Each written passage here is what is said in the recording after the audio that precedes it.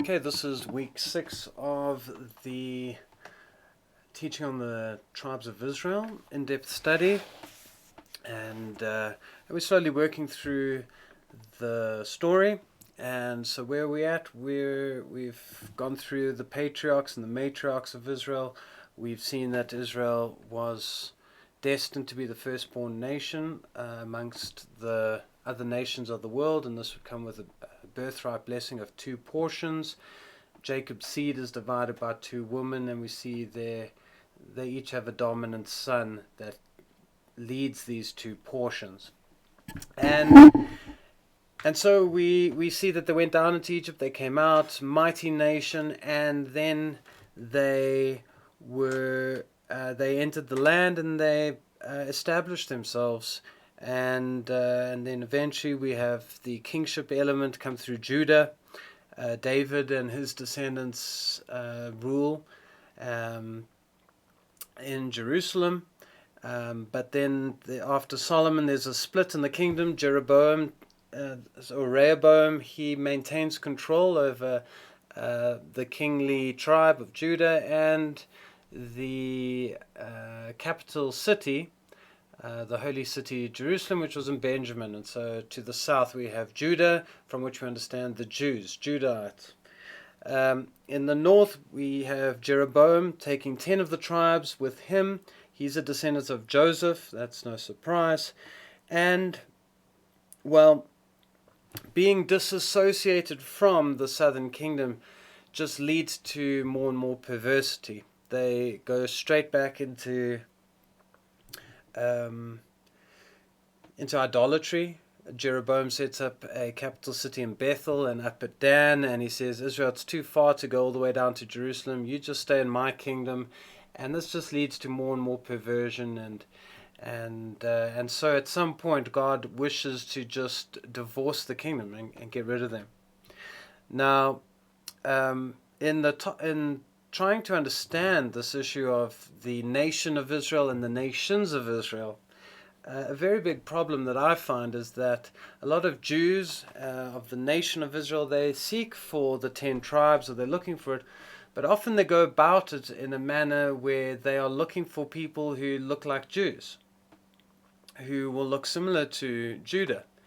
But we know that the northern kingdom is dominated, or the strong tribe there is Joseph, and the pattern is that Joseph, when outside of went away from his other brothers, especially Judah and Levi and some of the stronger ones, he will just assimilate into the nations of the world. And so when trying to understand the 10 tribes, I feel a much better approach is that we do not see them as being Jewish or having Hebraic practices even. A lot of people will say, well, we see these tribes that have Hebraic characteristics, so these are 10 tribes. And often these might just be characteristics learned through Islam or whatever. But the truth of the thing is, if we hold to the scriptures, we should understand that these are not Jews, and they will not look like Jews even today, because of curses placed upon them that are very different to Jewish people and their journey and the curses they've had to face in life and their exile and what they've had to go through. And it's the book of Hosea from which we get these interesting curses put over the 10 tribes as they were going to be expelled. And you'll see in these curses that these are just not Jews. They should not look like Jews. They should be different. And so we're going to get into some of those things now. So the first one that's definitely just not Jewish concerning these tribes is, we can find it in Hosea chapter 2 verse 11. And here we read that in their dispersion and in their being disowned by God, the northern kingdom, the house of Joseph, the book of Hosea says, I will cause all her mirth to cease, her feast days, her new moons, her Sabbaths, all her appointed feasts. And so here we see that this kingdom is different to the Jewish people. The Jewish people have understood feasts, Chagim, Shabbat, um, the heritage of Israel. Whereas when it comes to the 10 tribes and their dispersion, according to Hosea, we're going to see, well, no, there will be a cessation of these things. They're not going to keep these things. They're not going to understand these things. They're not going to feel that they belong to them. And so we see a different people. They're going to look different, especially in a religious sense. And they would have religious inclinations, I would say, away from the feasts, new moons, and Sabbaths. It would be something contrary to what they think is right. It's a curse that they will carry. The second one is the issue of a loss of identity. And this we can understand with Joseph. He himself, when separated from his family, he goes into Egypt, and at the end of his life, he looks like an Egyptian. So too with the house of Joseph, we can see the pattern that we don't understand what happened to these nations of Israel. Ephraim was to be a company of nations, Manasseh a great people. But this doesn't mean they don't exist. Most probably they've lost their identity, and this also we can see as something different to the Jewish people, who they understand they are Israelites, descendants of Jacob, but for the 10 tribes there would appear to be a forgetting from where they came from, at least for a period. In Hosea chapter 2 verse 6 we get, "Therefore behold, I will hedge up your way with thorns, and wall her in, so she cannot find her paths. She will chase her lovers, but not overtake them. Yes, she will seek them, but not find them. And then, in the end of days, she will return. She will say, I will go and return to my first husband, for then it was better for me than now." So we have this idea of the casting off of these tribes and losing their way in terms of understanding from where they come, losing their way in terms of who the family is that they belong to. In chapter 7 verse 8 we also see this issue of assimilating into the nations. It says Ephraim, remember that's Joseph's younger son who was given the right hand of blessing. Ephraim has mixed himself among the peoples. Okay, so we're getting this idea of mixture of and through the peoples, adopting the people's ways, losing identity. Ephraim is a cake unturned. Aliens have devoured his strength. And then also in chapter 8 verse 8, Israel is swallowed up. This Israel is referring specifically to the northern kingdom. It is swallowed up. Now they are among the Gentiles. Now they are among the nations. They have assimilated. They're just like the other nations, lost their core rootedness in the Israelite story. And they are like a vessel in which there is no pleasure. And anyway, so we see this idea of also a loss of identity. Again, not Jews. They're not Jewish. These are curses that this side of the family, the nation's side of the family, were to inherit. The next one that also highlights that they would have tendencies different to the Jewish people is in Hosea chapter 8 verse 12. And it's here that we read, "I have written for him the great things of my Torah, my law, but they were considered a strange thing." And here we see this estrangement from being rooted in the story of Israel, because the story of Israel is governed by this idea of a covenant being given to people with laws, and so here we see that, well, that we see that they're going to find the Torah, the laws of God, the covenant, something strange. It's just not identifying with it, not getting on with the biblical plan. And this is also a reflection, I think, of Joseph leading the tribes weak spiritually on his own. Often the sons and daughters of Joseph, especially religiously, headed off into some crazy things. You can read them about it in the book of Judges, but I'm not going to go there.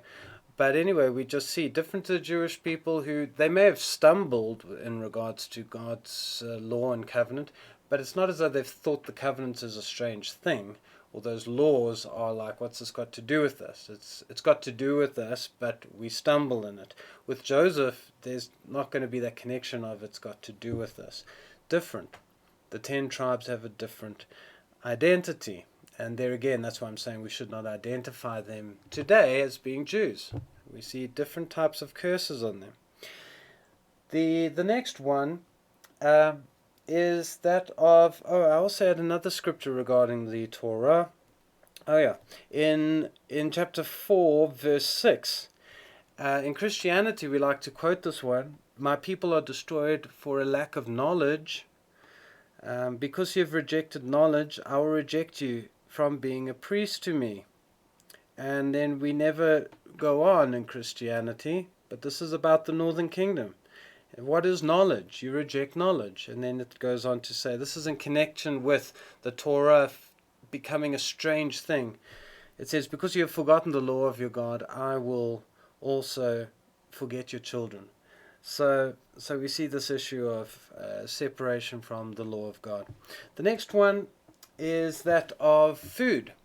We typically understand the Jewish people as understanding clean and unclean according to Leviticus, and they have, I'm sure a few of them haven't always lived up to it, but they've understood that it applies to them, and they generally understand the laws of kosher and trying to keep that.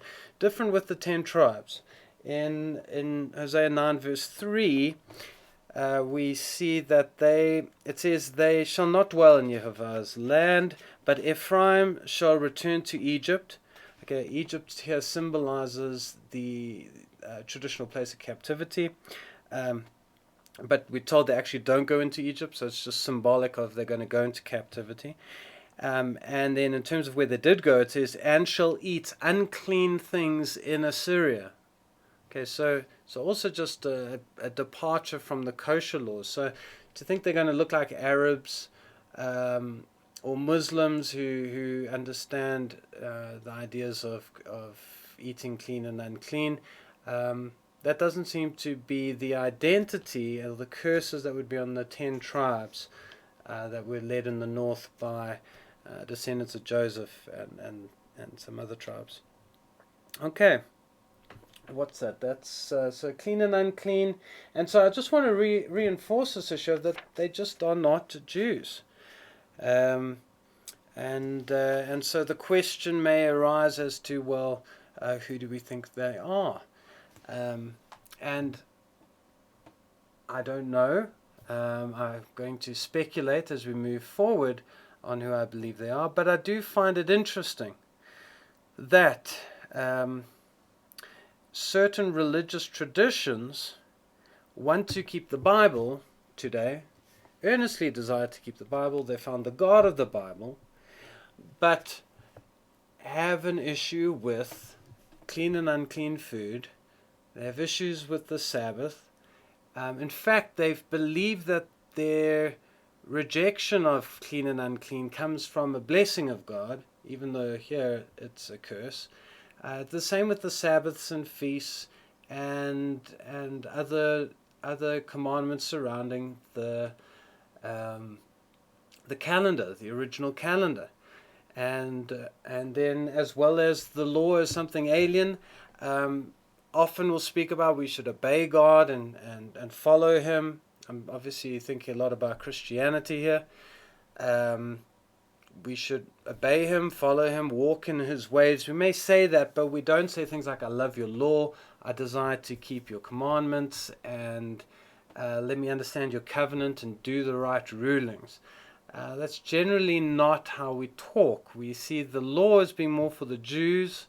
It's not that we think we are completely lawless, but we do not, in the West in particular, we just don't, although we've come to the God of Israel, we don't connect on that level. And so this is quite interesting. And this is also interesting in the context of Hosea, because another way of describing the captivity of these 10 tribes is and their spiritual inheritance is a description of they will. Let me read from 11 verse 10, Hosea 11 verse 10.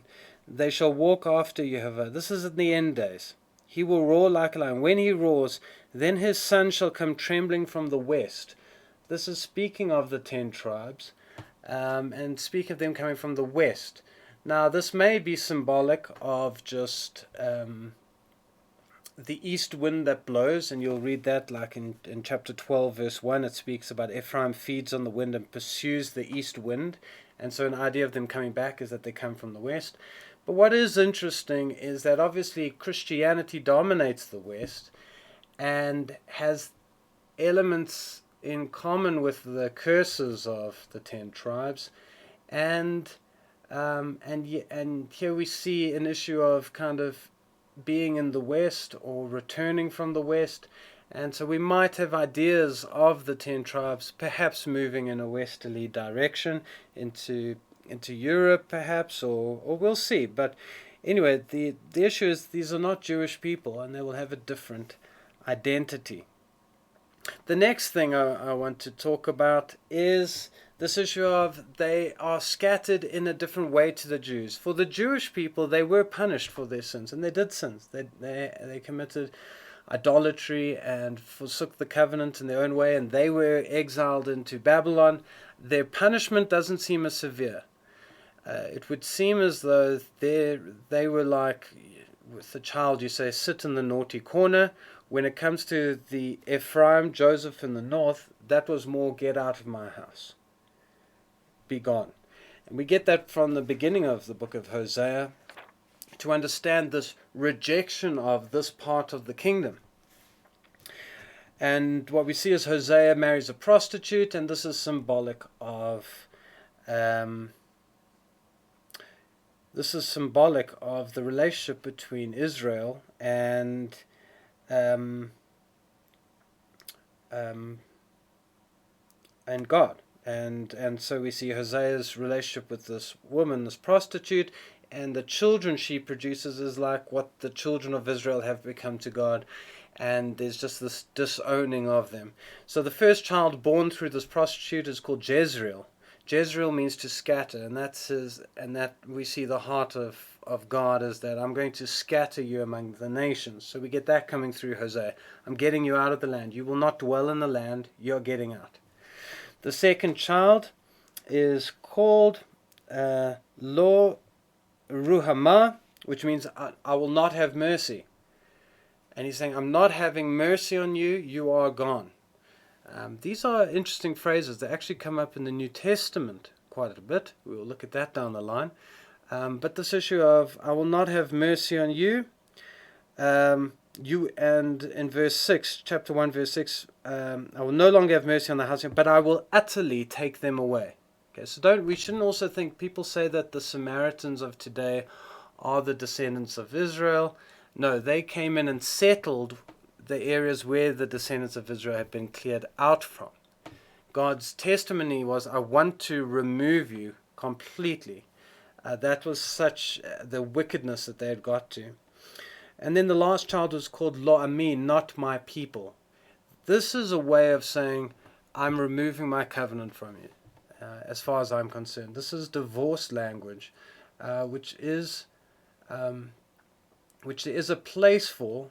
And even though our God is extremely faithful, it shows the levels of depravity the nation got, where he actually says, you are no longer mine. He is completely faithful, but he just says, I'm sorry, I'm having nothing to do with you. And we see this in Lo Ami, you're not my people. You're not my covenant people. That's covenant language. You're not that anymore. And so this is extremely severe. We see this also in Jeremiah chapter 3, I believe. Let's see if I can find this. Jeremiah chapter 3. And it's speaking about divorce here, and it says, in verse 8, then I saw for all the causes for which backsliding Israel, this is talking about the house of Joseph in the north, had committed adultery, I had put her away and given her certificate of divorce. And then he says, even though he's given a certificate of divorcement to the northern kingdom, he's saying Judah is still playing the harlot and she's still in rebellion, although we don't get that seriousness of cessation of covenant with the Jews. We definitely get it with the northern kingdom. Not my people, not my loved one. Oh, I will not have mercy on you. And so we see this issue of divorce, that he gave a divorce to that kingdom. Now it seems very tragic with this idea of the loss of the northern kingdom. Go out, lose your identity, you're among the nations, dispersed, not my people. But we are to be reminded of that there's always an element of hope.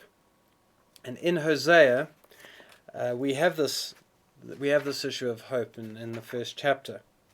And it's in this word Jezreel. The first child is called Jezreel. It seems just very, doom and gloom, scatter you. But there is an added meaning. It's also got this idea of sowing, to sow as in seed. And it's perhaps in this that we understand a metaphor for redemption. We've been speaking about our Heavenly Father he wants to redeem the nations of the world, I believe since Babylon, and anyway, but just the nations had fallen, and he had no relationship with these, and he had to start again with Abraham, and he raises up Abraham's seed, you're blessed to be a blessing. But how? And often we see is what happens is someone's given an extra portion and has to give that portion up to redeem. And so we see this with Israel, with the nation of Jacob, that two portions have come, and it seems as though this northern kingdom is given to redeem the world as a way of redemption. We're going to have to see this play out. But we get this idea, and Jezreel means also to sow. And even with Yeshua, he would say things like, unless a grain of wheat falls to the ground and dies, how can it bear much fruit?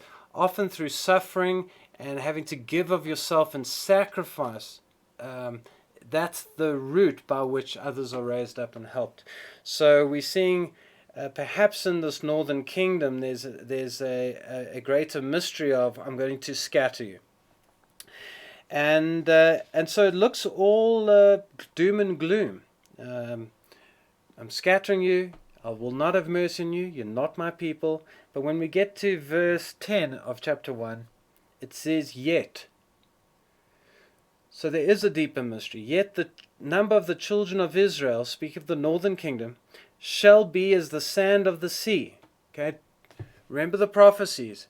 Keep the big vision. Don't lose this. Okay, it looks doom and gloom. We're going to forget who they are. They're mixed among the nations. However, they will be like the sand of the sea, which cannot be measured nor numbered. And it shall come to pass in the place where it was said to them, you are not my people. There it will be said to them, you are sons of the living God.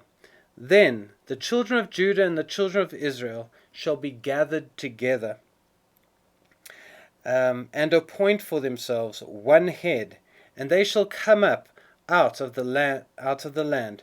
And here's what's interesting. For great will be the day of Jezreel. So there's this imagery of absolute destruction, but there's something great to come out of this. We should be seeing this in the light of Joseph, sold by his brothers, separated from his family, but it led to a redemption that was needed for the world, that grain policy that would feed the nations in time. So a hardship with a great reward. Same with what's happening with this northern kingdom. Different to the Jews. You're going to lose your identity. You're not my people. I'm going to hedge you up with thorns that you won't even find your way, even if you want to find your way back. And so we see this issue of Jezreel, that there's even a blessing in this. And so this is important. We're going to we'll unpack this over the next few weeks, but I want you to to just be aware of these curses. They seem to be in Christianity. Even though our Messiah kept the Shabbat, no one really argues with that. He kept the feast, he went up to Jerusalem. We kind of have this,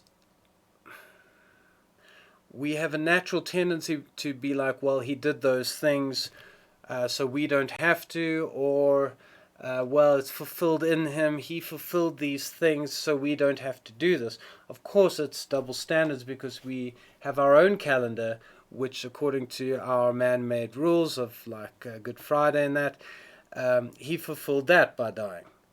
But we don't say that does away with keeping it. He fulfilled Resurrection Sunday, but we don't say that's therefore there's no reason to keep it. It's when it comes to those feasts, that Sabbath, same with unclean food and clean food.